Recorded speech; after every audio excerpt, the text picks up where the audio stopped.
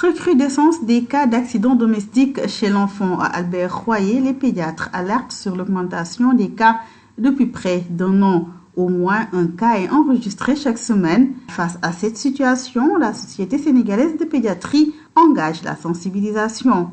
En attendant le premier webinaire prévu le 2 avril prochain, professeur Amadou Lamine Fall, chef du service de cardiopédiatrie, donne les causes et cite quelques produits incriminés. Alors, c'est des pathologies, des accidents, comme on dit, domestiques. Ce sont des accidents de la vie courante qui se passent essentiellement au niveau de la maison. C'est différent des accidents de la circulation. C'est une affection qui a augmenté de façon encore significative, probablement liée au confinement. Parce que jusqu'à l'année dernière, on avait des taux qui variaient autour d'une moyenne de 1 par mois. Mais là, on a eu pratiquement un cas toutes les semaines. On a eu durant l'année 2020, on a eu plus de 50 cas. Et c'est des accidents qui sont essentiellement des accidents. Nous, ce qu'on voit ici à Albert Royer, donc ça n'a rien à voir avec ce qui se passe dans les autres hôpitaux du Sénégal et également au niveau des urgences. Il faut savoir que les accidents domestiques sont dominés par les traumatismes. Les traumatismes, c'est les chutes des enfants en courant, faisant de vélo, des escaliers, etc. Et ça a une mortalité quand même assez importante. Nous, on ne les reçoit pas trop, cela. Nous, on voit surtout ce qui sont des ingestions de produits caustiques ou bien de produits volatiles ou bien des intoxications médicamenteuses. Mais pour ce qui est des produits caustiques, comme l'eau de Javel, c'est juste dû au confinement. Donc, comment c'est conservé dans les maisons, de sorte que les enfants, parce qu'ils ont besoin d'espace, voilà, c'est accessible. On avait fermé les écoles et tout, ils étaient chez eux. Et on a remarqué quand même qu'on a eu beaucoup de cas, et ce sont des lésions en général qui sont sévères. Et l'autre, c'est que souvent, ils peuvent avoir des lésions buccales quand ils prennent surtout l'eau de Javel sous forme de grains, ou bien carrément les produits caustiques qu'on appelle le khémé, que les gens ils utilisent comme détergent. Quand les enfants prennent, ça donne des lésions parfois au niveau buccal qui sont visibles, mais ça donne surtout des lésions au niveau de l'œsophage, qui, quand ce n'est pas pris rapidement, ça peut entraîner des complications, notamment des infections, des perforations, et surtout l'évolution vers la sténose. Et quand ça devient une sténose, l'enfant ne peut plus s'alimenter, ça devient vraiment une urgence chirurgicale. On sait qu'il y a quand même, dans ces formes graves-là, une mortalité qui est importante. Je pense que c'est justement l'objectif de sensibiliser les populations, parce que c'est vraiment sensibiliser les gens par rapport à comment conserver tous ces produits-là au niveau des domiciles. Parce que les enfants, c'est vrai que c'est une forte mortalité, enfin, de forts cas qu'on observe chez les enfants entre 1 et 3 ans, où ils bougent, ils sont ils connaissent pas le danger, voilà, et donc ils sont exposés. À côté des produits caustiques, les produits à base d'hydrocarbures tels que le pétrole posent également beaucoup de problèmes. Professeur Idrissa Dembaba, pneumologue allergologue, chef du service de pneumologie. Les intoxications aux hydrocarbures constituent l'un des principaux accidents liés aux produits domestiques. Nous les rencontrons souvent en pédiatrie et ces produits sont caractérisés par leur aspect volatile. Et il s'agit essentiellement de l'essence, mais également surtout du pétrole, qui est un produit d'utilisation très courante dans les domestiques. Donc, ce qui fait que de temps en temps, nous recevons des enfants qui viennent pour ingestion accidentelle de ces produits hydrocarbures. Et c'est des produits volatiles qui vont entraîner certains effets chez l'enfant. Donc, surtout ces produits, comme c'est des produits volatiles, ils vont aller au niveau du poumon, n'est-ce pas, même que ça soit ingéré au niveau digestif. Donc, mais ça va se volatiliser, ce sont des gaz, et ils vont entraîner des effets au niveau des poumons. Et souvent, ça donne ce qu'on appelle la pneumonie chimique, qui peut être immédiate, qui survient souvent dans les heures ou même dans les 24 heures après l'ingestion du produit. Et il y a également ce qu'on appelle une pneumonie chimique qui est souvent décalée et qui survient au-delà de 48 heures. Donc, c'est ça, ça peut entraîner une difficulté respiratoire, une détresse respiratoire liée à cette inhalation de ce produit. Et ce que nous faisons comme traitement essentiellement, c'est le traitement symptomatique. Donc, il faut que les parents viennent rapidement, qu'on puisse évaluer l'enfant, voir s'il a besoin d'oxygène.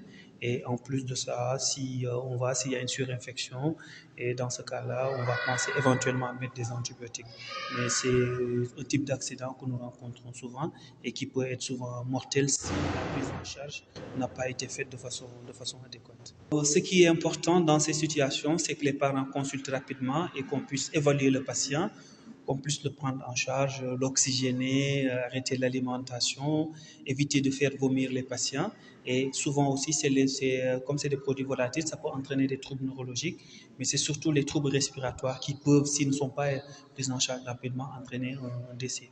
Donc, nous disons fortement aux parents de mettre vraiment hors de portée de ces produits, hors de portée des enfants, tous ces produits domestiques tels que le pétrole, l'essence, pour éviter la survenue de ces accidents qui peuvent être vraiment très préjudiciables chez l'enfant parce que ça peut souvent entraîner des lésions avec des séquelles au niveau pulmonaire. Aux urgences, comment se présentent les cas d'intoxication à l'arrivée? Professeur Aliou Tchongan, le chef de service, répond. En fait, les signes digestifs sont surtout des lésions au niveau de la muqueuse buccale et une hypersalivation qu'on appelle hypercyanurée. On peut aussi avoir des douleurs au niveau de la bouche, au niveau de l'œsophage, ou même au niveau de l'estomac. C'est en général les signes digestifs que l'on retrouve au cours des injections de caustique. D'habitude, ils viennent, ils ont la conscience claire, hein, ils restent conscients. En général, ils viennent avec vraiment une hypersalivation. Donc, il y a beaucoup de salive qui sort au niveau de la bouche. Et puis, ils sont souvent également une tuméfaction, donc de la lèvre, ou bien des deux lèvres supérieure et inférieure. Et la douleur, donc ils sentent un peu de douleur. Ils sont un peu agités.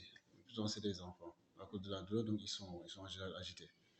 Voilà, donc c'est le plus souvent dans ce tableau-là qui se présente à l'hôpital. Donc la prise en charge, c'est une prise en charge médico-chirurgicale. C'est-à-dire, il y a une partie où c'est le médecin, donc le pédiatre, donc, qui fait le diagnostic, qui reçoit l'enfant, qui l'hospitalise, qui demande les examens complémentaires, principalement l'endoscopie digestive. Donc il va évaluer donc, le bilan lésionnel au niveau de l'œsophage, au niveau de l'estomac.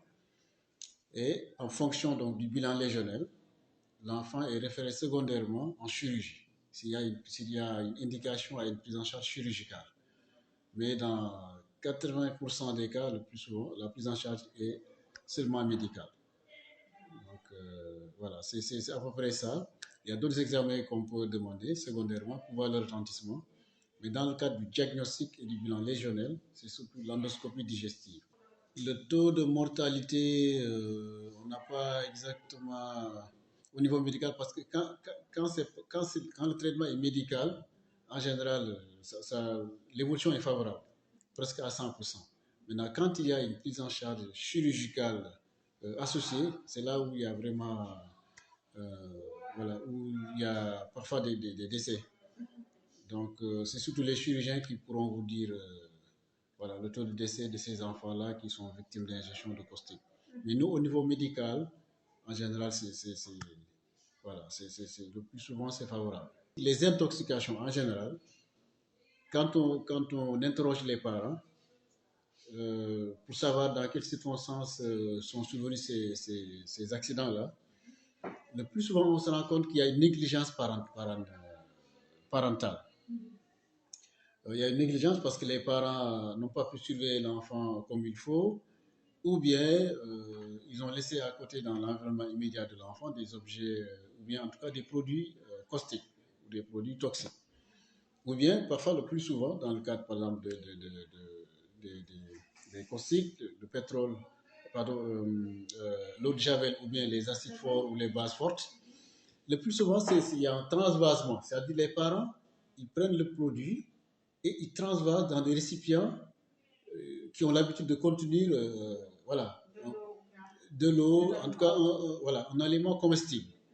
Donc, ce qui fait que l'enfant, quand il vient, il regarde, il voit, il pense que c'est quelque chose qu'on peut boire ou qu'on peut manger et il prend.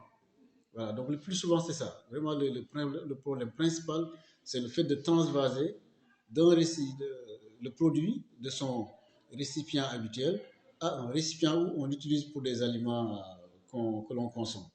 Voilà, c'est le transvasement qui pose le plus souvent problème. Donc, pas de lait, pas de... On ne doit rien donner. Quand un enfant ingère, ou en tout cas inhale, un produit toxique, de surcroît en caustique, dans l'immédiat, il faut arrêter toute alimentation. Il ne faut pas faire vomir, il ne faut pas faire boire, il ne faut rien donner, ni à boire, ni à manger. Donc, ce qu'il faut faire, c'est d'arrêter en tout cas l'exposition, donc d'éloigner le produit, l'enfant, et de venir rapidement en consultation à l'hôpital, rapidement à l'hôpital. C'est ça qu'il faut faire. Mais on ne doit rien donner, ni à boire, ni à manger. Donc, c'est des pratiques, effectivement, qui sont courantes dans la communauté, mais qui doivent être proscrites. Voilà, parce que ça aggrave un peu la situation. La recrudescence des accidents domestiques dans ce contexte de Covid-19 inquiète la Société sénégalaise de pédiatrie. La SOSEPET pose le débat. Dr Fatim Tall Fall, pneumologue allergologue, membre de la SOSEPET. Merci Ndeye Khady. En fait, la SOSEPET veut porter le combat contre les accidents domestiques. Parce qu'on s'est rendu compte depuis l'année passée qu'il y a une recrudescence de ces accidents. Donc, dans ce cadre, en association avec le Centre d'excellence africain pour la santé de la mère et de l'enfant, la SOSEPET a décidé de porter le combat et de faire la sensibilisation auprès des familles, auprès des personnels de santé. Dans ce sens, la SOSEPET a élaboré un plan d'action par rapport à ça. D'abord, en commençant par une sensibilisation du personnel de santé, par l'organisation de webinaires qui peut être élargi à d'autres domaines. Donc, ce webinaire va regrouper des spécialistes en ce domaine, des professeurs donc, de la Société sénégalaise de pédiatrie ainsi que du service de toxicologie. C'est élargi au public. Donc ça, c'est la première étape. Ensuite, nous comptons faire aussi de la sensibilisation au niveau des hôpitaux, centres de santé, postes de santé, par l'élaboration de flyers, d'affiches qui permettront peut-être aux gens qui vont venir en consultation d'avoir beaucoup plus accès à cette sensibilisation.